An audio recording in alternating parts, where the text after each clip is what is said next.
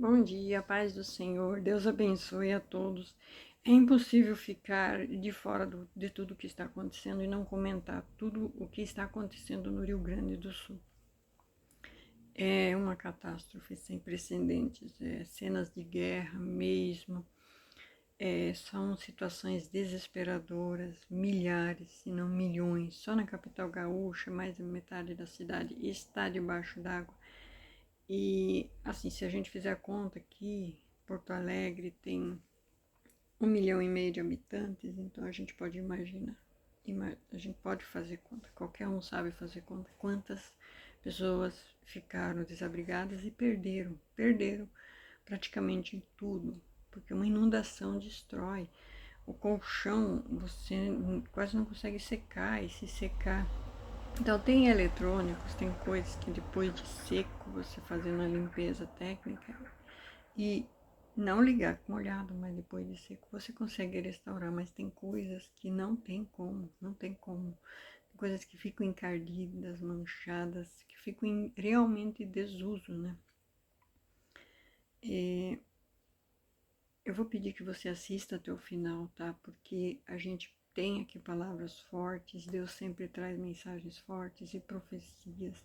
Tem gente que tá perdendo muito por não assistir até o final, porque vocês ficam com aquele negócio que eu tenho que trazer tudo logo de frente, já ponha tudo no título, aí a pessoa olha em 2 minutos e já vai para outro. E o diabo é assim, ele é astuto, ele vai lá e tira a mensagem, ele não quer que você já é confrontado com a mensagem.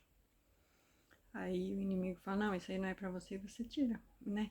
E aí você perde a bênção, perde a profecia, perde o que Deus queria falar contigo. Mas existe um povo fiel que fica até o final e graças a Deus existe. Eu tenho aqui um versículo, Mateus capítulo 19, versículo 29. Né? Esse versículo ele fala assim, e todo aquele que tiver deixado casas, irmãos, irmãs, pai ou mãe, ou mulher, ou filhos, ou terras, por amor do meu nome, receberá 100 vezes tanto e herdará a vida eterna. Quando você deixa tudo no caso aqui, por amor ao nome de Jesus, não estou falando amor ao nome de qualquer outro santo, de qualquer outro Deus, pode ser até amor ao Velho Testamento, não adianta. A salvação, a redenção vem de Jesus, então tem que ser por Jesus. Não é nenhum outro santo, não é nenhuma placa de igreja. Não vai querer deixar tudo em nome de uma placa de igreja, em nome de um coach famoso, em nome de qualquer pessoa. Não é, é em nome de Jesus. Então, a pessoa que deixa tudo, assim como os discípulos, né? Assim como na grande comissão, assim como foi depois do Pentecostes, as pessoas davam ali tudo para ser repartido entre todos. Então eles muitos perderam tudo ali, né? Teve malandragem, teve o joio já ali, teve toda essa que tem até hoje, né? A gente sabe como é humilhante, né? E por isso, por causa dessas pessoas, tem o grande avivamento dos últimos dias. Ontem eu assisti uma pregação do Billy Graham, traduzida, onde ele falava, né? Onde eles falavam que Billy Graham estava orando por todas as bandeiras do mundo. E quando ele chegou na bandeira do Brasil, ele se calou. E ele ficou ali em silêncio. E aí perguntaram para ele o que ele viu. E ele falou que ele viu muita chuva sobre o Brasil. E o Espírito Santo visitando essa nação. E o avivamento do mundo vem do Brasil. Então, se é uma chuva do Espírito Santo, ou se é uma chuva mesmo que vai fazer com que as pessoas busquem o Espírito Santo, não sei. Eu sei que o Deus tem as maneiras dele de trabalhar, porque na profecia diz que vindo a chuva serôdia, a chuva do começo da primavera e a chuva do final da primavera, que são as duas chuvas. O primeiro, batismo do Espírito Santo, na descida do Pentecostes, e o segundo, a descida no final dos dias, que são as duas chuvas que antecedem a vinda do Messias. Então, essa última chuva do Espírito Santo, ela é prevista.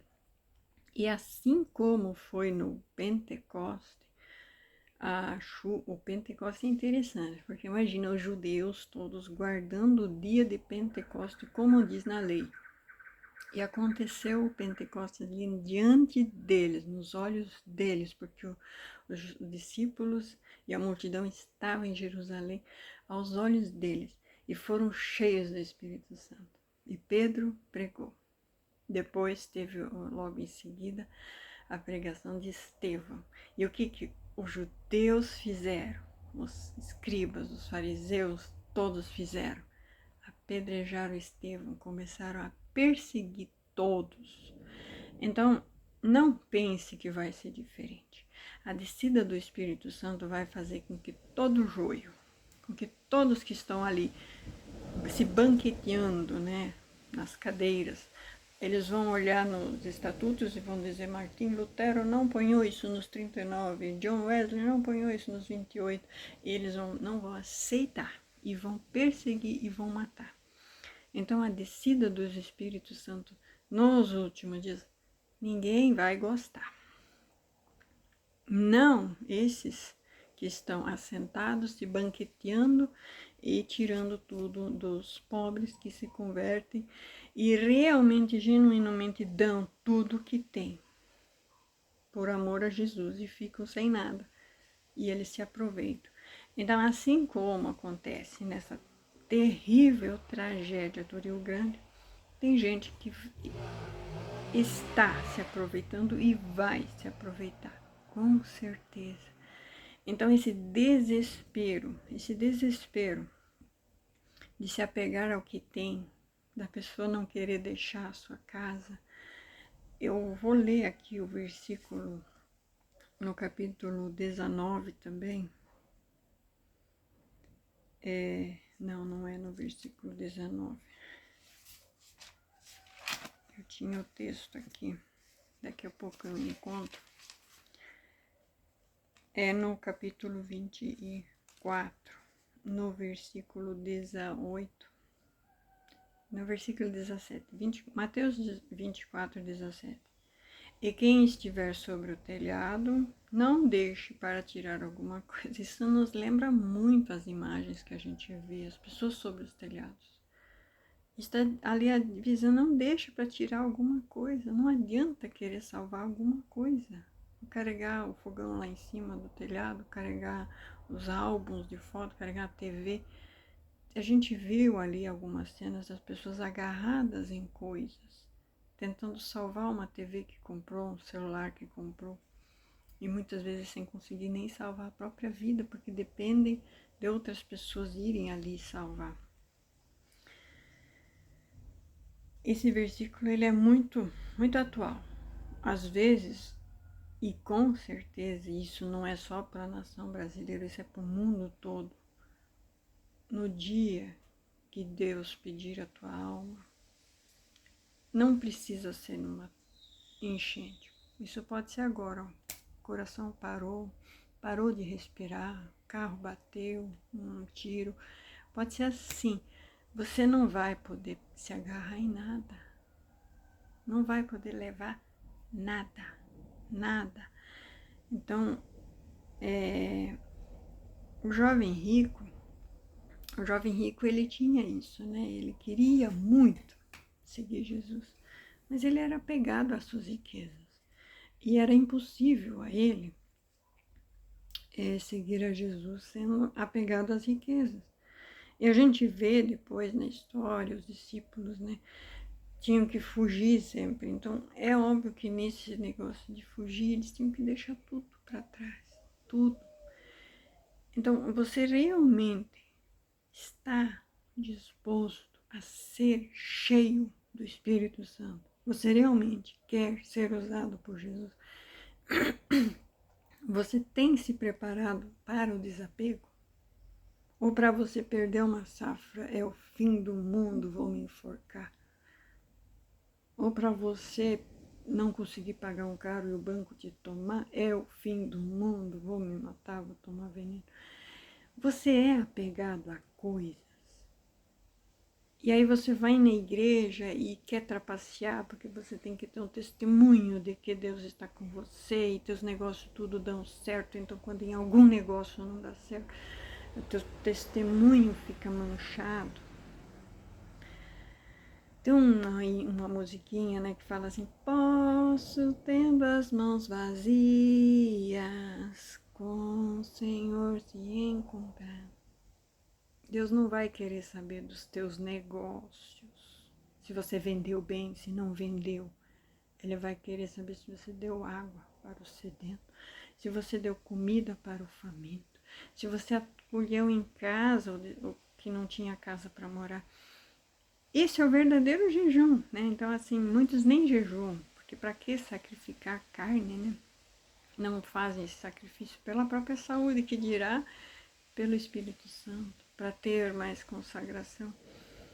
Então, esse ser desprendido de si, a consagração total ao Senhor, não é só eu deixar de comer o que eu gosto, para me dedicar à oração e ao Espírito Santo.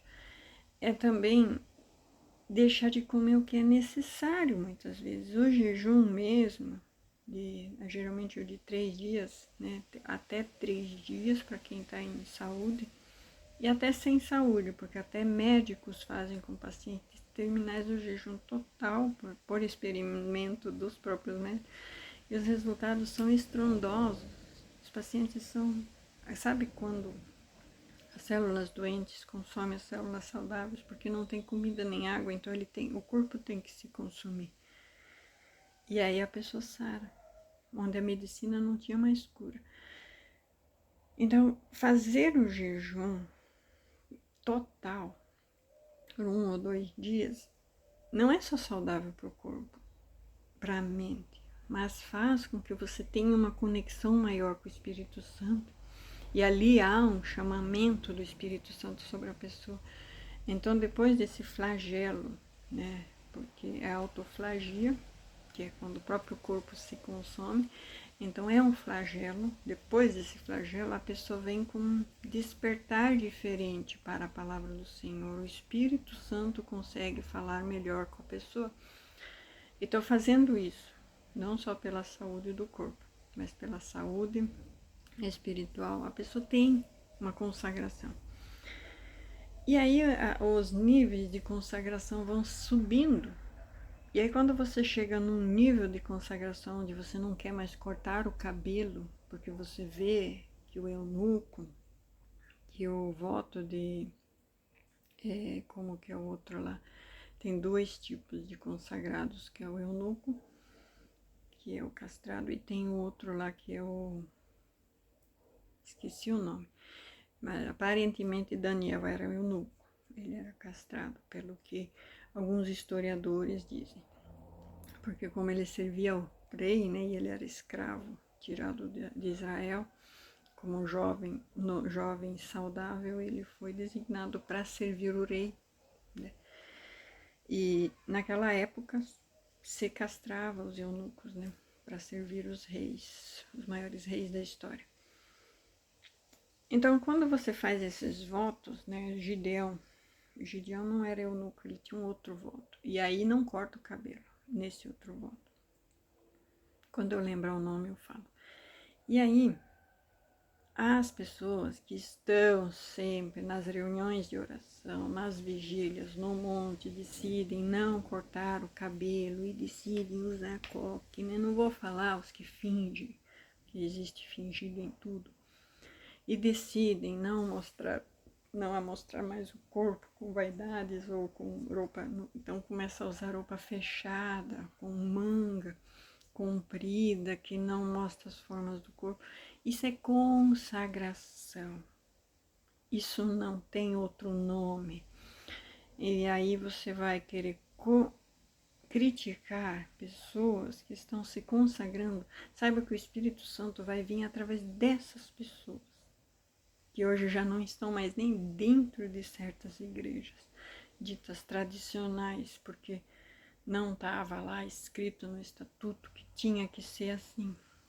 Mas a consagração te leva à leitura, o teu alimento diário, que é a palavra de Deus, que vai te alimentando, e o Espírito Santo, que é a espada da fé, a palavra, né? E o Espírito Santo, que é o escudo, né? E aí, a pessoa que vai sendo armada de Deus, ela vai tendo uma consagração em crescimento. Ah, mas o evangelho tem que ser para todos, para os perdidos, para as prostitutas, para os prostíbulos, para os bêbados, para os bares. Então eu abro as portas da igreja para todos, todos podem vir. Aí vem a mulher com as roupinhas toda decotada, com salto, com a mão, com as pinturas, tudo.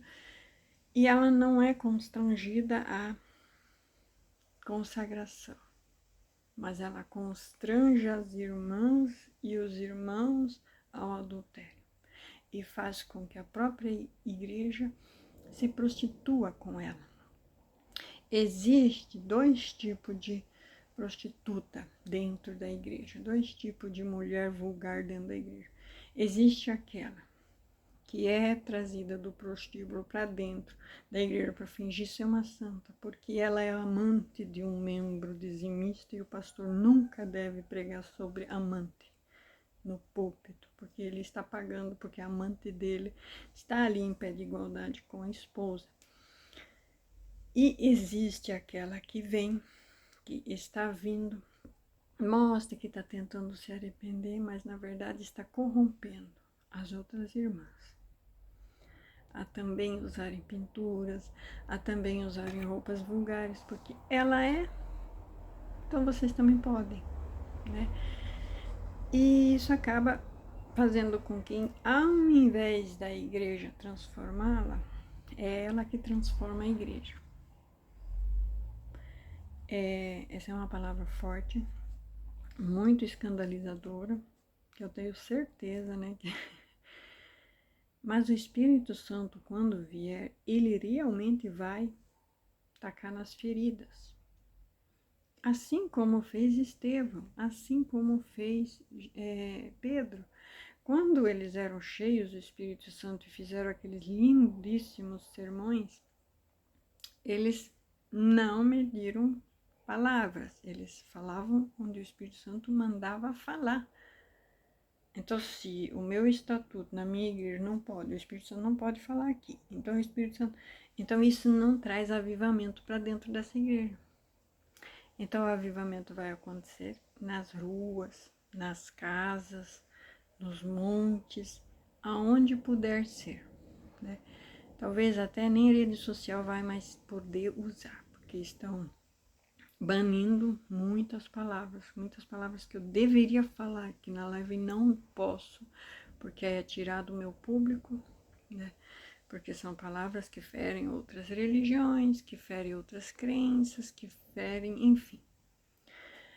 Aí uma outra palavra que eu vi sobre a religiosidade do Rio Grande do Sul. Rio Grande do Sul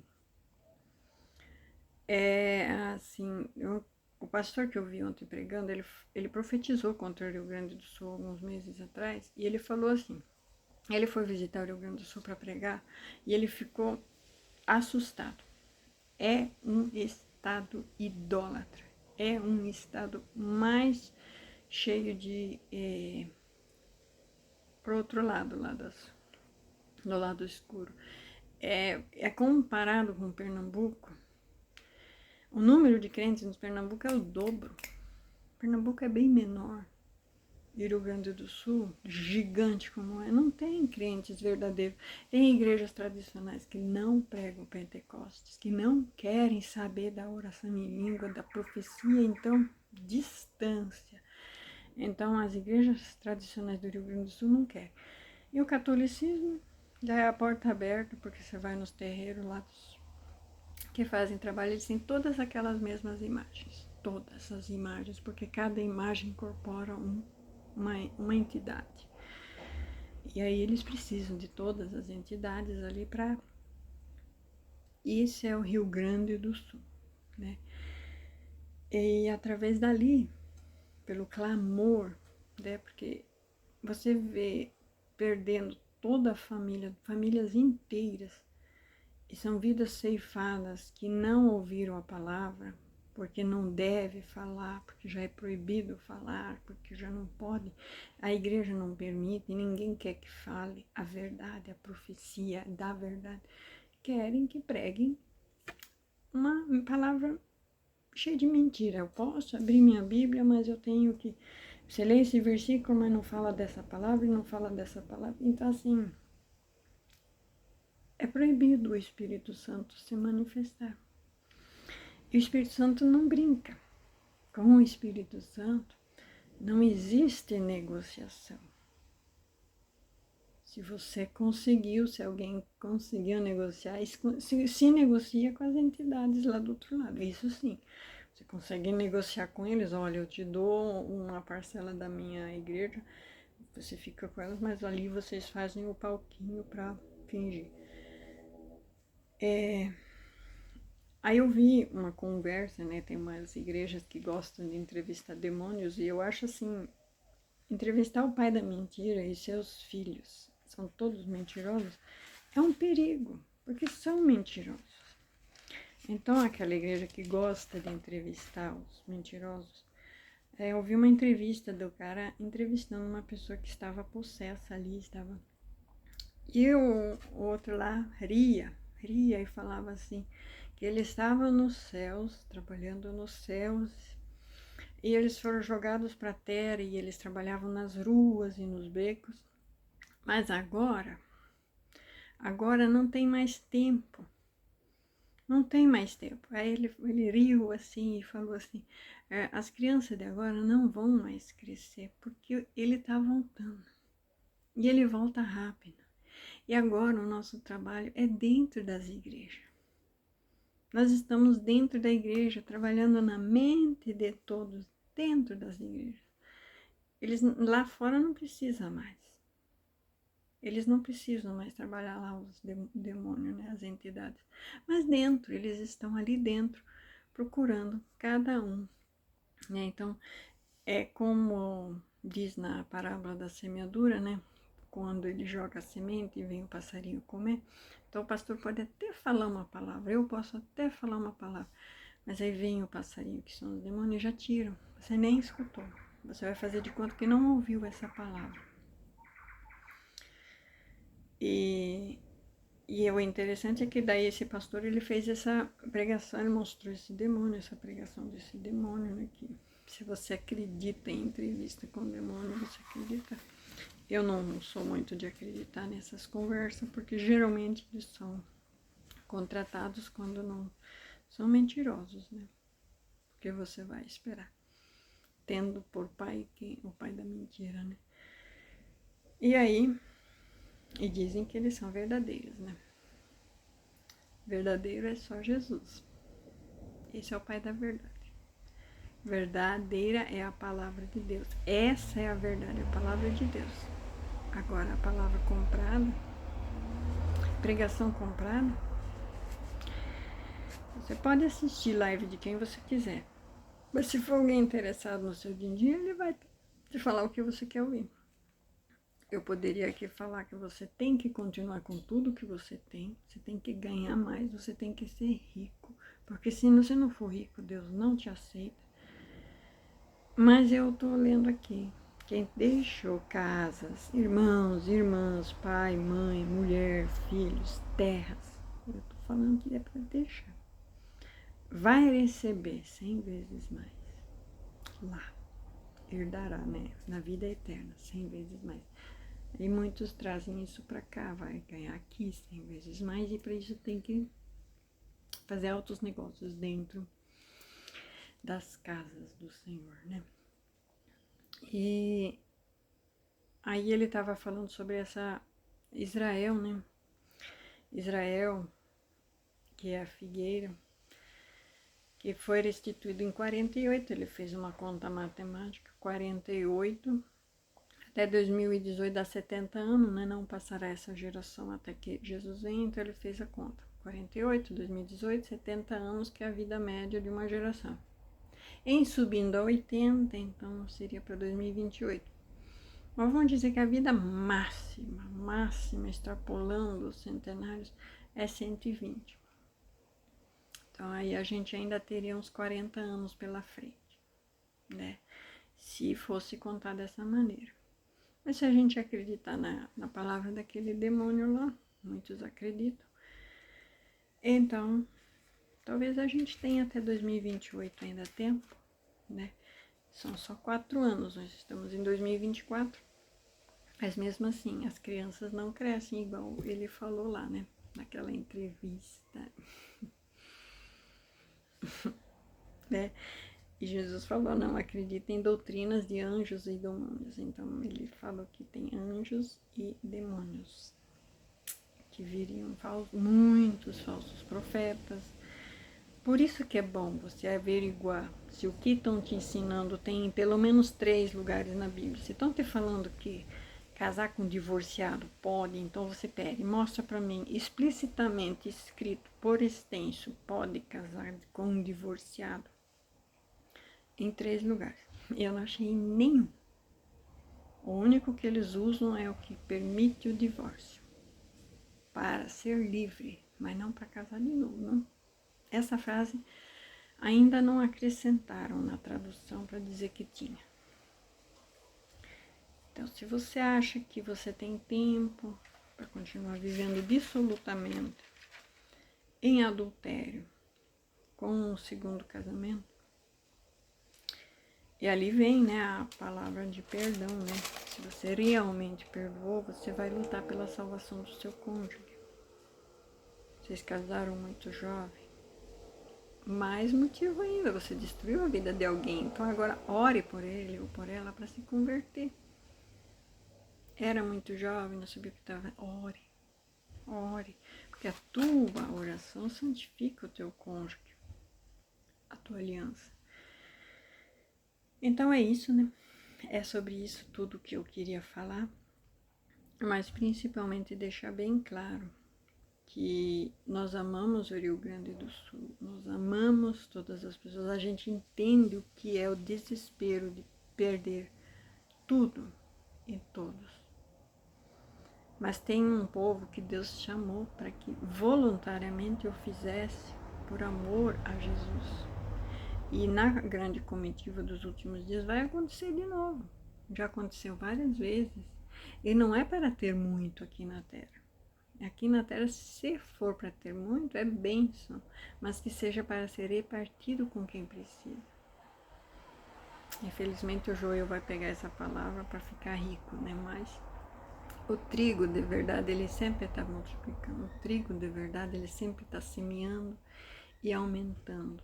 O trigo de verdade tem filhos. O trigo de verdade casa e tem muitos filhos, hein? Tem gerações. Enquanto que o joio geralmente só gosta de tirar dos outros para dar para uma entidade, que todos sabem como se chama, né?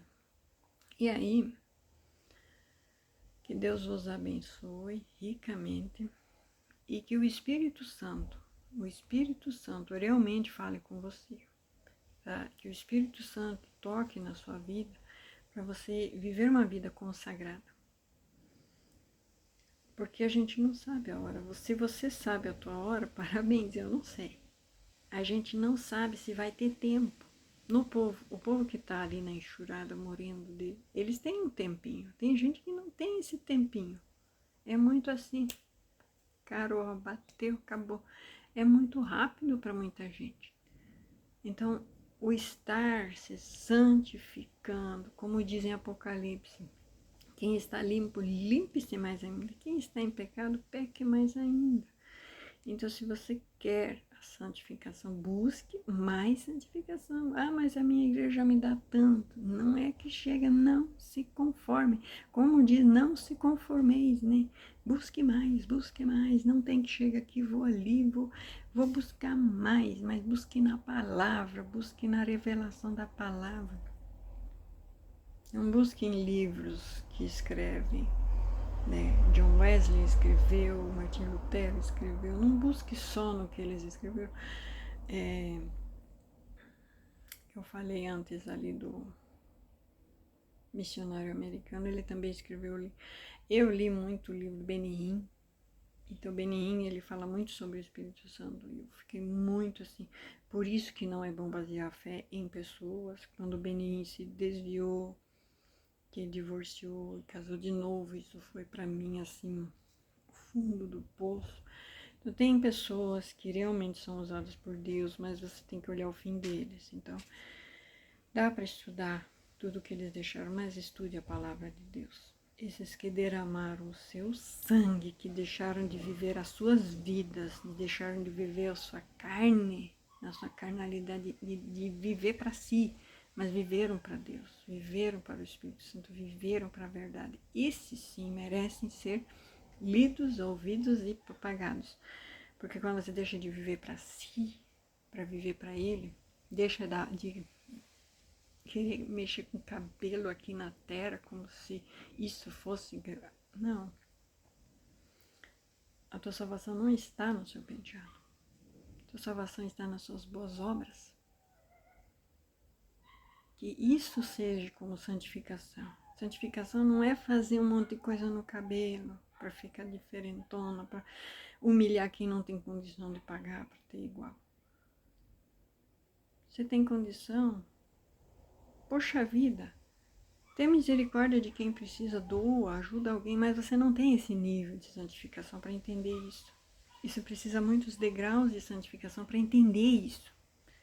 Isso não é para pessoas rasas, isso é para pessoas profundas, que buscaram no profundo a revelação mesmo do que é a essência de viver o Evangelho. E não é ser superficial só porque os negócios não deu certo, quero morrer. Isso é uma pessoa assim num nível de carnalidade que eu tive há uns 10 anos atrás, 12 anos atrás.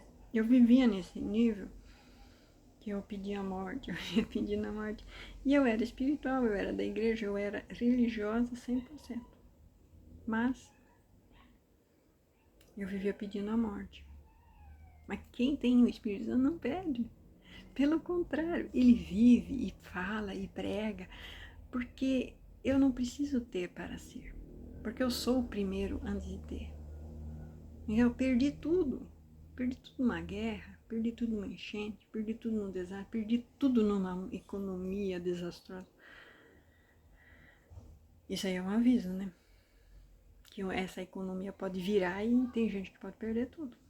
E aí se perder tudo numa economia desastrosa, e daí eu não perco minha salvação por isso. Aí que eu prego mais. Recebeste de graça, dai de graça. Não é isso que Jesus ensinou? Não é essa a essência do Evangelho? Então, que seja assim. Jesus deu o seu sangue de graça.